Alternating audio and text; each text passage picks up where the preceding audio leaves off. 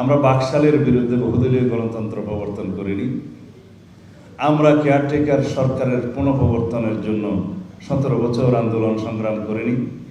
আমাদের বিএনপি সহ সারা বাংলাদেশের বিভিন্ন দলের এবং বিভিন্ন শ্রেণী পেশার মানুষ, সাংবাদিক বন্ধুগণ সহ শয়ে শয়ে নির্যাতিত হয়নি, গুম খুনের শিকার হয়নি। আমি নিজে যখন নির্বাসিত ছিলাম 9.5 বছর, আর বাকিদের কথা কি বলবো? কিসের জন্য বলেন?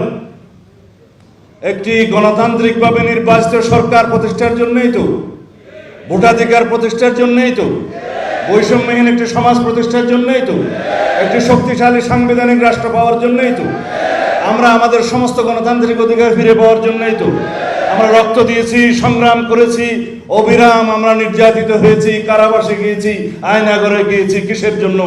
এই অধিকার আদায়ের জন্য। আর সেই অধিকার আদায়ের কথা বললেই যদি আপনারা নারাজ হন মাননীয় প্রধান উপদেষ্টা, সেটা খুব দুঃখজনক।